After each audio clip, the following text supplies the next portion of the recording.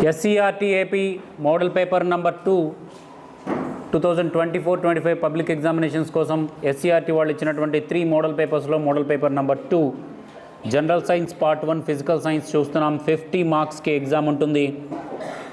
2 hours టైంతో 50 మార్క్స్కి exam ఉంటుంది. 4 సెషన్స్లో ఉంటుంది. ఇది సెక్షన్ 1, సెక్షన్ 2, సెక్షన్ 3, సెక్షన్ 4గా టోటల్ 17 క్వశ్చన్స్ ఉంటాయి. మీ అందరికీ తెలిసిన విషయమే. దాంట్లో భాగంగా ప్రతి క్వశ్చన్ని కూడా విత్ ఆన్సర్ మనం ఎక్స్ప్లెయిన్ చేసుకుందాం ఈరోజు క్లాస్లో.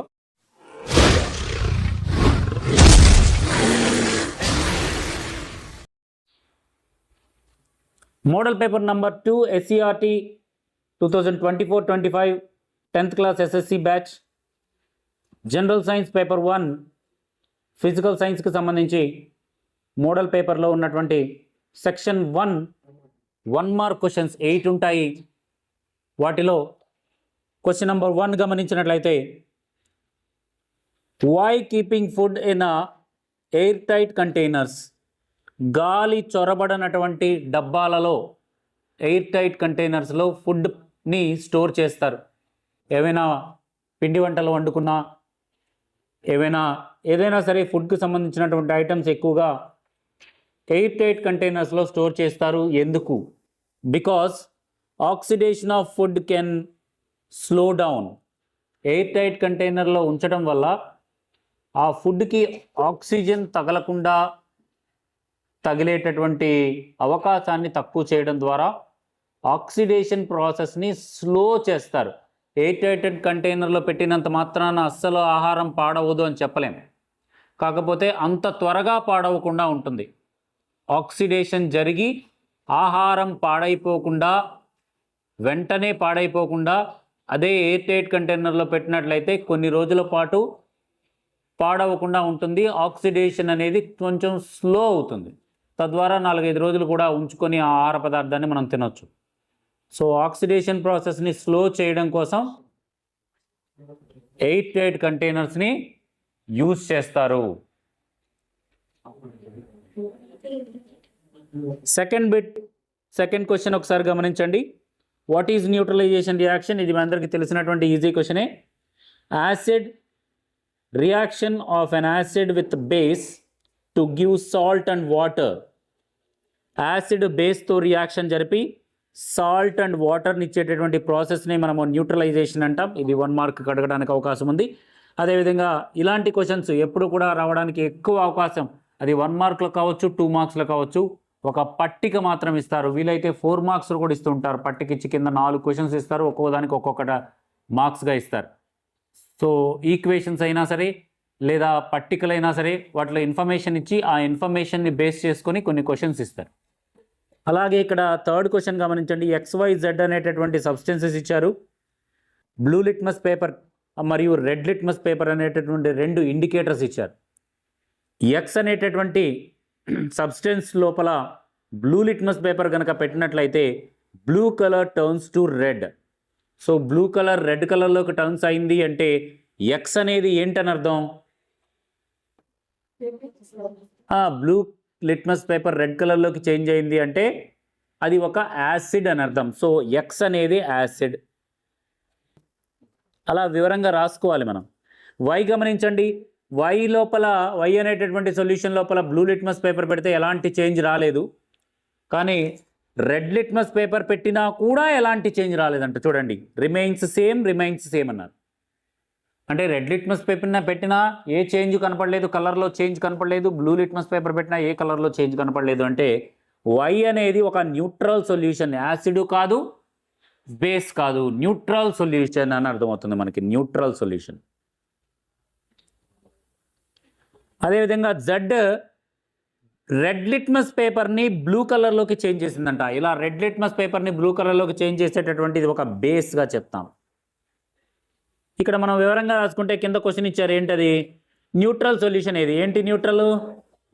Why is the neutral? Because there is no change when blue litmus paper and red litmus paper test with blue litmus paper and red litmus paper, there is no change. So Y solution is not a base, not a acid, it is a neutral solution. And extra రాయొచ్చు కూడా. Only Y అని పెట్టి వదిలేయకుండా extra word కూడా రాస్తే ఇంకా మంచిది. Fourth question గమనించండి. What type of oxides are formed when non metals combine with oxygen? Non metals ఆక్సిజన్తో కంబైన్ అయితే ఎలాంటి ఆక్సైడ్స్ వస్తాయి? ఇక్కడ గమనించండి. మెటల్స్ ఆక్సిజన్తో కంబైన్ అయితేనేమో బేసిక్ నేచర్ కలిగినటువంటి ఆక్సైడ్స్ వస్తాయి. అదే నాన్ మెటల్స్ ఆక్సిజన్తో కంబైన్ అయితే ఎసిడిక్ నేచర్ కలిగినటువంటి ఆక్సైడ్స్ వస్తాయి. బాగా గుర్తుంచుకోండి. నాన్ మెటల్స్ ఆక్సిజన్తో కలిస్తే ఎసిడిక్ నేచర్ కలిగినటువంటి ఆక్సైడ్స్ వస్తాయి. Fifth question. Right any 2 uses of ethanol or alcohol. Ethanol, alcohol రెండు ఒకే పదాలమ్మా. ఆల్కహాల్ని దేనిలో ఉపయోగిస్తాం? సాల్వెంట్గా ఉపయోగిస్తాం. మంచి సాల్వెంట్గా ఉపయోగిస్తాం. దేన్నైనా తనలో కరిగించుకోగలదు అది ఎక్కువ శాతం. అదేవిధంగా మెడిసిన్లో ఉపయోగిస్తాం. అదేవిధంగా టానిక్స్లో కూడా ఉపయోగిస్తాం. మెడిసిన్స్లో యూజ్ చేస్తారు, టానిక్స్లో యూజ్ చేస్తారు. అదేవిధంగా టానిక్స్ తెలుసు కదా మీకు అందరికీ. ఆ టానిక్స్లో అదేవిధంగా మెడిసిన్స్లో కూడా యూజ్ చేస్తారు ఆల్కహాల్ని. సిక్స్త్ క్వశ్చన్ గమనించినట్లయితే change in focal length of eye lens is caused by the action of. దీనికి అర్థం ఏంటంటే ఐ లెన్స్ యొక్క ఫోకల్ లెంత్ ఎప్పుడు మారుతుంది, ఏం జరగడం ద్వారా ఐ యొక్క ఫోకల్ లెంత్ మారుతుంది? మీ అందరికీ తెలుసు ఐ యొక్క ఫోకల్ లెంత్ అది మినిమం డిస్టెన్స్. ఐ యొక్క ఫోకల్ లెంత్ 2.5 వరకు ఉంటుంది. 2.2 నుంచి 2.5 వరకు అడ్జస్ట్ అవుతూ ఉంటుంది. కొంచెం ఈ ఐ లెన్స్ ఇలా స్ట్రెచ్ అవ్వడం మరియు కంప్రెస్ అవ్వడం ద్వారా ఆ లెన్స్ యొక్క ఫోకల్ లెంత్ అనేది కొంచెం చేంజ్ అవుతుంది. 2.2 నుంచి 2.5 వరకు, అంతకన్నా ఉండదు. అలా చేంజ్ అవ్వడానికి రీజన్ ఏంటి? ఎవరు కారణం? చేంజ్ అవ్వడానికి కారణం ఎవరంటే సిలియరీ నర్వ్స్. చెప్పాను కదా మీకు, ఐ లెన్స్లో ఉండేటటువంటి లెన్స్ని స్ట్రెచ్ చేయడానికి లేదా కంప్రెస్ చేయడానికి ఆ ఐ లెన్స్కి అటు ఇటు ఉండేటటువంటి ఏవైతే సిలియరీ నర్వ్స్ ఏదైతే ఉంటాయో అవి ఆ ఐ లెన్స్ని స్ట్రెచ్ చేయడం ద్వారా ఫోకల్ లెంత్ని ఇంక్రీజ్ చేస్తుంది. కంప్రెస్ చేయడం ద్వారా ఫోకల్ లెంత్ని డిక్రీజ్ చేయడం ద్వారా మనం దూరంగా ఉన్న వస్తువుల్ని, దగ్గరగా ఉన్న వస్తువుల్ని, వెలుగులో ఉన్న వస్తువుల్ని, చీకట్లో ఉన్న వస్తువుల్ని రెండు రకాల చూసేటప్పుడు మన ఐ యొక్క లెన్స్ యొక్క ఫోకల్ లెంత్ అనేది చేంజ్ అవుతూ వెళ్తుంది. కెమెరాలో ఫోకల్ లెంత్ ఏ విధంగా అయితే మారుతుందో అలా చేంజ్ అవుతూ వెళ్తుంది. సో సిలియరీ నర్వ్స్ దీనికి కారణం. ఐ యొక్క ఫోకల్ లెంత్ స్లైట్గా చేంజ్ అవ్వడానికి సిలియరీ నర్వ్స్ అనేది రీజన్. అదేవిధంగా అంతకుముందు వచ్చిందే కిలోవాట్ అవర్. కిలోవాట్ అవర్ అంటారు. SI units of electric energy. Electrical ఎనర్జీకి ఎస్ఐ సిస్టంలో యూనిట్స్ వచ్చేటప్పటికి కిలోవాట్ అవర్ అంటారు. KWH. KWH is the unit of electric energy. Eighth question. Name the device to help the measure potential difference. Potential డిఫరెన్స్ని measure చేసేది ఏంటి? Volt meter. వోల్టుల్లో కొలుస్తారు. Volt meter use చేసి పొటెన్షియల్ డిఫరెన్స్ మెజర్ చేసేది volt meter. ఇలా 1 mark questions. Section 2 గమనించినట్లయితే 2 marks questions 3 ఉంటాయండి. 3 2 marks question, 3 2s are 6. 9th question గమనించినట్లయితే ఐడెంటిఫై ద, ఈ క్రింద కొన్ని ఇచ్చారు. C2H6, C3H8, C3H6, C2H2, CH4. ఒక 5 కార్బన్ కాంపౌండ్స్ ఇచ్చారు. ఈ 5 కార్బన్ కాంపౌండ్స్లో ఆల్కేన్స్ ఏంటి, ఆల్కీన్స్ ఏంటి, ఆల్కైన్స్ ఏంటి మీరు ఐడెంటిఫై చేయాలి. ఎలా ఐడెంటిఫై చేస్తారంటే ముందు ఆల్కేన్స్కి ఫార్ములా ఏముంది? CnH2n+1 alkane formula. Alkyne formula CnH2n. ఆల్కైన్ formula CnH2n-1. ఇవి general formulas of alkane, alkynes. So వీటిని యూజ్ చేస్తే ఇక్కడ ఏవి ఆల్కేన్స్ కిందకు వస్తాయి? C2H6 ఆల్కేన్ కిందకు వస్తుంది. ఎందుకంటే ఫార్ములాలో ప్రతిక్షేపిస్తే C2H2 4+2 CnH2n+2 కదా, -2. ఫార్ములా CnH2n+2 లేదా CnH2n-2 ఆల్కేన్కి, ఆల్కైన్కి. ఆల్కీన్ వచ్చేటప్పటికి CnH2n. సో C2H6 అనేది, C3H8 అనేది, CH4 కూడా ఎలా ఉంటుంది? CH4 అంటే అర్థం ఏంటి? C దగ్గర 1 ఉన్నట్లు. సో Cnకి బదులుగా 1 పెడితే C1H2 ఇంటూ 1+2, సో CH4 వస్తుంది. ఈ మూడు కూడా ఆల్కేన్ ఈ యొక్క జనరల్ ఫార్ములాలో సబ్స్టిట్యూట్ చేస్తే వచ్చేస్తాయి. ఆల్కీన్ ఏముంటాయి, C3H8 అనేది ఆల్కీన్ జనరల్ ఫార్ములాలో సబ్స్టిట్యూట్ చేస్తే మీకు తెలుస్తుంది. అదేవిధంగా C2H2 అనేది ఆల్కైన్ కిందకు వస్తుంది. C2H2 అనేది ఆల్కైన్ కిందకు వస్తుంది, అది జనరల్ ఫార్ములాలో సబ్స్టిట్యూట్ చేస్తే వస్తుంది. 10 గమనించినట్లయితే a ray passing through the centre of curvature of a concave mirror after reflection is refracted back along the same path why. ఇక్కడ గమనించండి, క్వశ్చన్ పెద్దగా ఉన్నట్లుగా ఉంటుంది, గమనించాలి మీరు. చూడండి, a ray passing through the centre of curvature of concave mirror, ఒక concave mirror తీసుకొని దాని యొక్క సెంటర్ ఆఫ్ కర్వేచర్ గుండా ఒక రే పాస్ అవుతుంటే రిఫ్లెక్షన్ జరిగిన తర్వాత ఈజ్ రిఫ్రాక్టెడ్ బ్యాక్, మరలా వెనక్కి వచ్చేస్తుంది. రిఫ్లెక్టెడ్ బ్యాక్ వెనక్కి వచ్చేస్తుంది. దానికి రీజన్ ఏంటంటే the incident ray falls on the concave mirror along the normal to the reflecting surface. Reflecting సర్ఫేస్కి ఇక్కడ నేను డయాగ్రామ్ వేసి చూపిస్తాను చూడండి. మీకు చిన్న డయాగ్రాము, ఒక కాన్కేవ్ మిర్రర్ని తీసుకొని దాని లోపల సెంటర్ ఆఫ్ కర్వేచర్ ఇక్కడ ఉంటుంది C, ఇక్కడ F ఉంటుంది మధ్యలో. సెంటర్ ఆఫ్ కర్వేచర్ గుండా ఒక లైట్ రే పాస్ అవుతుంది అంటే అది ప్రిన్సిపల్ యాక్సిస్ మీదుగా పాస్ అవుతుంది అని అర్థం. అంటే నార్మల్గా ఇలా స్ట్రైట్గా పడుతుంది. ప్రిన్సిపల్ యాక్సిస్ మీదుగా ఇలా పడినటువంటి లైట్ రే మరలా అదే డైరెక్షన్లో వెనక్కి రావడం జరుగుతుంది, ఎలాంటి డీవియేషను లేకుండా. రిఫ్లెక్షన్ జరిగిన తర్వాత కూడా మరలా అదే డైరెక్షన్లో స్ట్రైట్కి ఇలా పడుతుంది, మరలా తగిలి మిర్రర్కి తగిలి మరలా అదే లైన్లో వెనక్కి వస్తుంది. సో సెంటర్ ఆఫ్ కర్వేచర్ గుండా ఏదైనా ఒక లైట్ రే పాస్ అవుతూ మిర్రర్ మీద పడితే అది మరలా అదే వేలో రివర్స్ బ్యాక్ అవుతుంది. 11th క్వశ్చన్ గమనించండి. Why are copper and aluminium wires usually employed for electricity transformation? అంటే ఎలక్ట్రిసిటీని పాస్ చేయడానికి ఎక్కువగా మనము ఏ వైర్స్ యూజ్ చేస్తాం? కాపర్ వైర్ని మరియు అల్యూమినియం వైర్ని ఉపయోగిస్తాం. కాపర్ వైర్నేమో మనం ఇళ్లలో ఉపయోగిస్తాం, అన్ని వైర్లు కాపర్ వైర్లు. అల్యూమినియం వైర్ దేనికి ఉపయోగిస్తామో, మెయిన్ నుంచి పెద్ద సప్లై వస్తుంది చూడండి, లావ్ వైర్, దాంట్లో అల్యూమినియం వైర్ని ఉపయోగిస్తాం. సో ఇలా కాపర్ అండ్ అల్యూమినియమే ఎందుకు యూజ్ చేస్తారంటే దీస్ వైర్స్ పొసెస్ లో రెసిస్టెన్స్, తక్కువ రెసిస్టెన్స్ ఉంటుంది వీటికి, తమ గుండా ఎక్కువ కరెంట్ని ఫ్రీగా వెళ్ళనిస్తాయి, ఎక్కువ ఫ్రీ అయాన్స్ ఉంటాయి కాపర్లో మరియు అల్యూమినియంలో. సో ఈ కాపర్లో అల్యూమినియంలో ఫ్రీ అయాన్స్ ఉండడం వల్ల ఎలక్ట్రిసిటీని చాలా ఈజీగా తమ గుండా వెళ్ళనిస్తాయి. ఆపవు ఎలక్ట్రిసిటీని, ఏదో కొంచెం ఆపిద్ది, చాలా తక్కువ ఆపేటటువంటి దాన్ని రెసిస్టెన్స్ అంటారు. చాలా తక్కువ రెసిస్టెన్స్, చాలా తక్కువ ఆపి మిగతాది మొత్తాన్ని తన గుండా వెళ్ళనిస్తుంది. కాబట్టి కాపర్ని అల్యూమినియంకి లో రెసిస్టివిటీ ఉండడం వల్ల generally these are used for the electrical transformation. అంటే ఎలక్ట్రిసిటీని ఒక చోట నుంచి ఒక చోటకి ప్రసారం చేయడానికి ఆ అల్యూమినియం వైర్స్ని, కాపర్ వైర్స్ని ఉపయోగిస్తారు. తక్కువ రెసిస్టెన్స్ ఉండి ఎక్కువ కరెంటును తన గుండా వెళ్ళనిస్తుంది. ఉంటుంది, సిల్వర్ కూడా ఉంటుంది. ఆ కాపరు మరియు అల్యూమినియం అనేది మనం ఎఫర్ట్ చేయగలిగినటువంటి రేంజ్లో ఉంటుంది కాబట్టి మనం ఎక్కువ శాతం వాటినే యూజ్ చేస్తాం. సిల్వర్ అనేది చాలా మంచి కండక్టివిటీ, అసలు జీరో రెసిస్టెన్స్ దానికి, కానీ సిల్వర్ యూజ్ చేయలేం కాబట్టి, కొంచెం కాస్ట్లీ మెటల్ కాబట్టి సిల్వర్ని యూజ్ చేయలేరు. నెక్స్ట్ గమనించినట్లయితే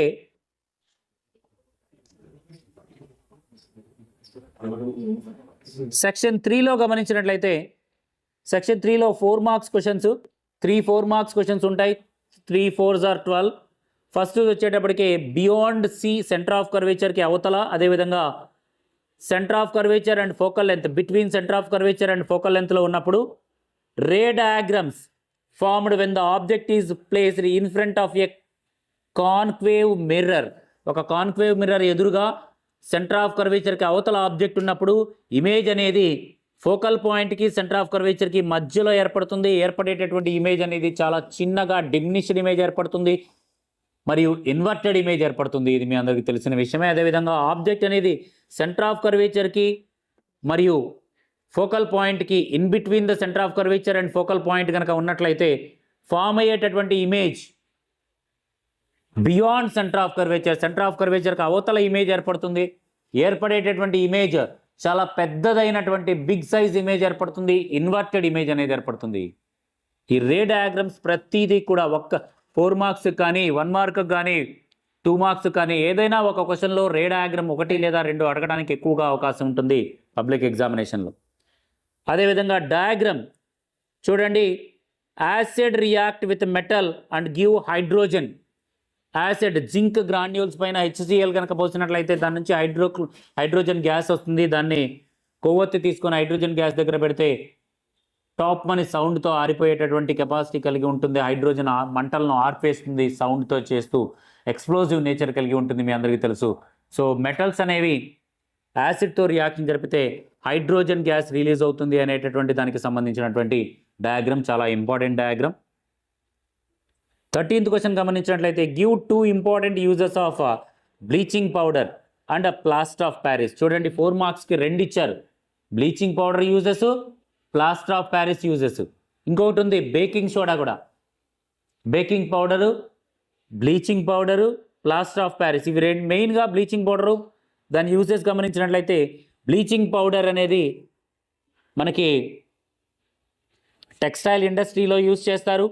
అదేవిధంగా వుడ్ పల్ప్ తీసుకొని పేపర్ తయారు చేసే ఫ్యాక్టరీలో కూడా పేపర్ని ఆ వుడ్ని బాగా మెత్తగా చేసి ముందుగా బ్లీచ్ చేస్తారు. దాంట్లోపలికి బ్లీచింగ్ పౌడర్ కలిపి దానిలో ఉన్నటువంటి రంగు అదంతా పోగొట్టి ఫ్రెష్గా తయారు చేయడానికి పేపర్ ఇండస్ట్రీలో కూడా బ్లీచింగ్ పౌడర్ని ఉపయోగించి వాటిని వాష్ చేస్తూ ఉంటారు. క్లోత్స్ కూడా మనకి టెక్స్టైల్ ఇండస్ట్రీస్లో బట్టల్ని శుభ్రం చేయడం కోసం, రంగుల్ని పోగొట్టి శుభ్రమైన బట్టలు తయారు చేయడం కోసం బ్లీచింగ్ పౌడర్ని ఉపయోగిస్తే బ్లీచ్ చేస్తూ ఉంటారు.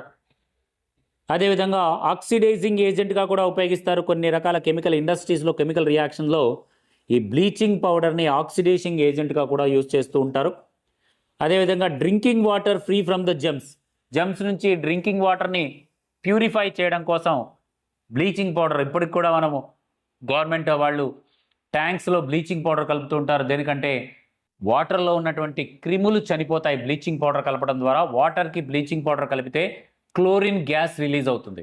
ఆ రిలీజ్ అయినటువంటి క్లోరిన్ గ్యాసు క్రిములను చంపేస్తుంది. క్లోరిన్ అనేది యాంటీబయాటిక్లా, యాంటీసెప్టిక్లా పనిచేస్తుంది. క్రిములను లోపల వాటర్లో ఉన్నటువంటి క్రిముల మొత్తాన్ని చంపేస్తుంది. కాబట్టి మనము బ్లీచింగ్ పౌడర్ యాడ్ చేయడం ద్వారా వాటర్ శుభ్రపోతాయి. అదేవిధంగా ఇక్కడ చూడండి ఇంకొక రే డయాగ్రామ్ ఇచ్చారు. దాన్ని బేస్ చేసుకొని కొన్ని క్వశ్చన్స్ ఇచ్చారు. చూడండి ఈ రే డయాగ్రామ్ ఏంటి? When object is placed at a convex mirror, convex lens, ఆ లెన్స్కి ఎదురుగా సెంటర్ ఆఫ్ కర్వేచర్కి beyond centre of curvature object కనుక ఉంచినట్లయితే ఇమేజ్ అనేది సెకండ్ సైడ్లో ఫోకల్ పాయింట్కి మరియు సెంటర్ ఆఫ్ కర్వేచర్కి మిడిల్లో ఏర్పడుతుంది. ఏర్పడేటటువంటి ఇమేజ్ అనేది డిమినిష్డ్, చిన్న సైజ్ అనేది ఇమేజ్ ఏర్పడుతుంది. మరియు తిరగదిప్పినటువంటి ఇన్వర్టెడ్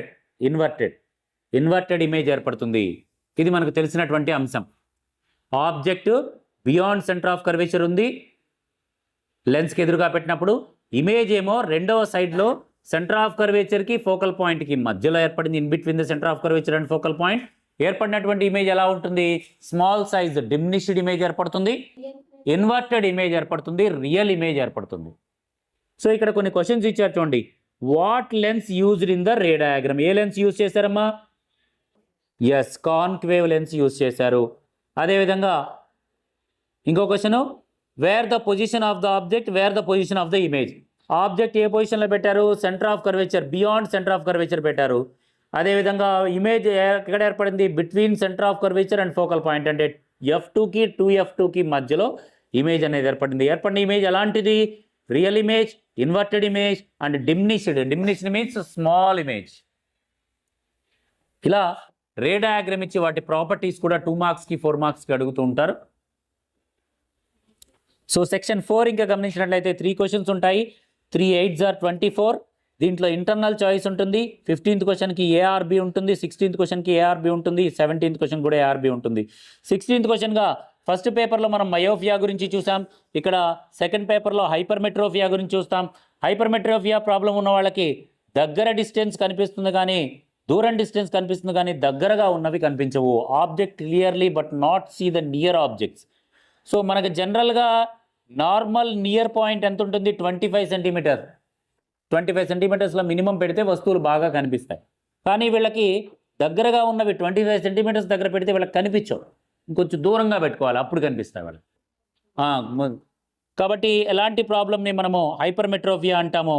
ఈ హైపర్మెట్రోపియాని ఎందుకు వస్తుంది అంటే ఫోకల్ లెంత్, ఐ లెన్స్ బాగా టూ లాంగ్, ఎక్కువ ఫోకల్ లెంత్ అయిపోవడం వల్ల వస్తుంది. అదేవిధంగా eye ball has become too small, కనుగుడ్డు చాలా చిన్నదైపోవడం వల్ల కూడా ఈ ప్రాబ్లం అనేది వస్తుంది. మరి దీన్ని సాల్వ్ చేయడానికి మనం ఏం చేస్తామో, కరెక్టెడ్ బై యూజింగ్ కాన్వెక్స్ లెన్స్ని యూజ్ చేయడం ద్వారా, సూటబుల్ పవర్ కలిగినటువంటి కాన్వెక్స్ లెన్స్ని యూజ్ చేయడం ద్వారా, అంటే భూతద్దం లాంటిది అనమాట, కాన్వెక్స్ లెన్స్ యూజ్ చేయడం ద్వారా కరెక్ట్గా రెటీనా మీద పడేలాగా ఇమేజ్ హైపర్మెట్రోపియాలో ఏం పడుతుందంటే రెటీనాకి అవతల ఇమేజ్ అనేది ఏర్పడుతుంది. ఆ ఇమేజ్ని వెనక్కి సాగదీసి మనము రెటీనా మీద పడేలా చేసేటటువంటిదే ఈ కాన్వెక్స్ లెన్స్ యూజ్ చేసి మనం రెటీనా మీద పడేలా చేస్తామో ఇమేజ్ అనేది క్లియర్గా కనిపిస్తుంది. ఈ విధంగా మనము హైపర్మెట్రోపియాని క్యూర్ చేయవచ్చు. లేకపోతే ఇంకొక క్వశ్చన్, అంతకుముందు ఫస్ట్ పేపర్లో 1/r = 1/r1 + 1/r2 + 1/r3 ఫార్ములాలో వేశారు. ఇక్కడ వచ్చేటప్పటికి R1 + R2 + R3. ఇక్కడ రెసిస్టెన్స్లని సిరీస్లో కనెక్ట్ చేసినప్పుడు ఫైనల్ రెసిస్టెన్స్ ఉండే ఎలా ఉంటుంది? ఓమ్స్ లా యూజ్ చేసి V1 = 1/1 IR1, V2 = IR2, V3 = IR3. ఇక్కడ I కరెంట్ అనేది కాన్స్టెంట్గా యూజ్ చేస్తారు. కరెంట్ కాన్స్టెంట్ మారదు, పొటెన్షియల్ డిఫరెన్స్ మారుతుంది, రెసిస్టెన్స్ మారుతుంది. So potential difference, final potential difference V = V1 + V2 + V3. ఆ V1, V2, V3లని సబ్స్టిట్యూట్ చేస్తే R = R1 + R2 + R3. I cancel చేస్తే R1 = R1 + R2 + R3 final resistance వస్తుంది. ఇది చాలా ఇంపార్టెంట్. మనకి ఎలక్ట్రిసిటీలో రెండు ఉన్నాయి, 1/R1 + 1/R2 + 1/R3. R = R1 + R2 + R3 అనే రెండు. ఓమ్స్ లా ఒకటి, అవునా? ఇవన్నీ కూడా ఇంకో V = I = V/R, ఓమ్స్ లా ఒకటి. ఇవన్నీ important questions. Next 16th question గమనించినట్లయితే బ్యాలెన్స్, ఇక్కడ ఈక్వేషన్స్ ఇచ్చి బ్యాలెన్స్ చేయమన్నారమ్మా. ఒక 4 ఈక్వేషన్స్ ఇచ్చి వాటికి బ్యాలెన్స్ చేయమన్నారు. Right hand side, left hand side same atoms ఉండే విధంగా మనం బ్యాలెన్స్ చేయాలి. ఇది కూడా 4 మార్క్స్కి. 4 ఈక్వేషన్స్ ఇచ్చి 4 మార్క్స్కి ఇవ్వడానికి అవకాశం ఉంది, లేదా 8 మార్క్స్కి ఇవ్వడానికి అవకాశం ఉంది. ఒక్కొక్క ఈక్వేషన్ని బ్యాలెన్స్ చేసినందుకు 2 మార్క్స్. ఇలా ఇస్తే చాలా అదృష్టం మీకు, చాలా తక్కువ టైంలో ఈజీగా అయిపోతుంది. బ్యాలెన్స్ చేసిన తర్వాత కూడా రైట్ హ్యాండ్ సైడ్ ఉన్నటువంటి number of atoms, left hand side ఉన్నటువంటి నంబర్ ఆఫ్ యాటమ్స్ రెండు సేమ్గా ఉన్నాయా లేదా చెక్ చేసుకోవాలి. ఒక్కటి తేడా వచ్చినా సరే తప్పేసి 2 మార్క్స్ ఇవ్వరు. సో చెక్ చేసుకోవాలి, లాస్ట్లో ఫైనల్ కన్ఫర్మేషన్ కూడా చేసుకోవాలి. అదేవిధంగా హోమోలాగస్ సిరీస్, అదేవిధంగా సబ్స్టిట్యూషన్ రియాక్షన్స్, ఈ రెండింటి గురించి కూడా వాటి డిఫరెన్సెస్ అండ్ వాటి గురించి అడగడం జరిగింది ఎగ్జాంపుల్స్తో సహా. వాటి definitions, homologous series, the series compounds which same functional group substitute the hydrogen in the carbon chain. Carbon చైన్లో హైడ్రోజన్ని సబ్స్టిట్యూట్ చేస్తే అలాంటి వాటిని మనం హోమోలాగస్ సిరీస్ అంటాం. ఎగ్జాంపుల్గా CH4 C2H6 చెప్తాం. అదేవిధంగా సబ్స్టిట్యూషన్ రియాక్షన్స్ కూడా వాటి డెఫినేషన్, ఎగ్జాంపుల్స్ ఇచ్చారు. ఇది కూడా ఇంపార్టెంట్ క్వశ్చన్ కార్బన్ అండ్ కాంపౌండ్స్లో. 17th క్వశ్చన్ గమనించినట్లయితే చూడండి, describe the force expressed by the current carrying conductor placed magnetic field. Magnetic field లోపల కరెంట్ క్యారీయింగ్ కండక్టర్ పెడితే ఆ కరెంట్ క్యారీయింగ్ కండక్టర్ కూడా ఒక మ్యాగ్నెట్ లాగా బిహేవ్ చేసి, ఆల్రెడీ మ్యాగ్నెట్ దగ్గర ఉన్నటువంటి మ్యాగ్నెటిక్ ఫీల్డ్, కరెంటు పాస్ అవుతున్నటువంటి ఐరన్ ఏదైతే కాపర్ ఆబ్జెక్ట్ ఉందో ఆ ఆబ్జెక్ట్ కూడా ఒక మ్యాగ్నెట్ లాగా బిహేవ్ చేసి, రెండు మ్యాగ్నెటిక్ ఫీల్డ్స్ కూడా ఒకదాంతో ఒకటి రిఫ్లెక్షన్ అండ్ అట్రాక్షన్ అండ్ రిపల్షన్కి గురయ్యి అవి ముందుకి వెనక్కి సర్దుకోవడం జరుగుతుంది. దీనికి సంబంధించి ఒక AB అనేటటువంటి ఒక ఐరన్ నెయిల్ని, ఐరన్ ఆబ్జెక్ట్ని వేలాడదీసి దానికి తీగ చుట్టి దాన్ని ఒక మ్యాగ్నెటిక్ ఫీల్డ్లో పెట్టి దానికి ఎలక్ట్రిసిటీ కనుక పాస్ చేసినట్లయితే ఆ ఎలక్ట్రిసిటీ పాస్ చేయడం ద్వారా అది కూడా మ్యాగ్నెటిక్ ఫీల్డ్ ఏర్పడి, మ్యాగ్నెటిక్ ఫీల్డ్ అట్రాక్షన్ రిపల్షన్ వల్ల మనకి AB అనేది పైకి ఇలా కింది వైపుకి బెండ్ అవ్వడం జరుగుతుంది, నార్త్ పోల్ వైపు. ఈ ఎగ్జాంపుల్ కూడా, ఈ యాక్టివిటీ కూడా ఇంపార్టెంట్ మనకి. ఇది ఎక్కడ ఉంది? Magnetic effect of electric current అనేటటువంటి చాప్టర్లో ఉంది ఇది. అదేవిధంగా ఇక్కడ గమనించినట్లయితే నెక్స్ట్ బి క్వశ్చన్ గమనించినట్లయితే metal react with a solution of other metal salts. దీనికి సంబంధించినటువంటి యాక్టివిటీ, మెటల్స్ అదర్ మెటల్స్ యొక్క సాల్ట్స్తో రియాక్షన్ జరిపితే ఎలా ఉంటుంది. కాపర్ వైర్ని తీసుకుంటాం, ఐరన్ నైల్ని తీసుకుంటాం, ఐరన్ సల్ఫేట్ మరియు కాపర్ సల్ఫేట్ రెండు తీసుకొని రెండు టెస్ట్ ట్యూబ్లో వేసి ఐరన్ నైల్స్ని రెండింటిని కూడా ఉంచితే ఒక ఐరన్ నైల్ ఏమో కొంచెం రస్టింగ్కి గురవుతుంది, ఇంకొక ఐరన్ నైల్ ఏమో పైన కాపర్ లేయర్ ఏర్పడుతుంది, ఇంకొక ఐరన్ లేయర్ అంతే ఉంటుంది. అలా ఈ యాక్టివిటీ ద్వారా మనము reactivity metals can be displaced less reactive metal from their component in the solution. Metal displaced copper metal from the solution and iron has a more reactive than copper అనేటటువంటి విషయాన్ని కూడా ఈ యాక్టివిటీ ద్వారా, iron అనేది copper కన్నా ఎక్కువ రియాక్టివ్గా ఉంటుంది. కాపర్ని తన వైపుకి తన పైన కోటింగ్ లాగా ఎలక్ట్రోప్లేటింగ్ చేయడం ద్వారా జరగడం, కెమికల్ డికంపోజిషన్ జరగడం ద్వారా, విడిపోవడం ద్వారా కాపర్ అనేది ఐరన్ పైన లేయర్ లాగా ఉంటుంది. ఎందుకంటే ఐరన్ కాపర్ కన్నా యాక్టివ్ మెటల్ కాబట్టి అనే విషయాన్ని ఈ యాక్టివిటీ ద్వారా తెలుస్తుంది.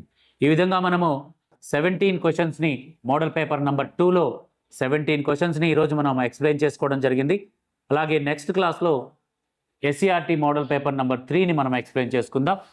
అందరూ కూడా ఈ 3 మోడల్ పేపర్స్ని 1, 2, 3 ఎస్సీఆర్టీ మోడల్ పేపర్స్ని కంపల్సరీగా ఒక్క క్వశ్చన్ కూడా మిస్ అవ్వకుండా మీరు కనుక చదువుకున్నట్లయితే కనీసం మినిమంలో మినిమం 50%, 60% మార్క్స్ దీంట్లో రావడానికి ఎక్కువగా అవకాశం ఉంది.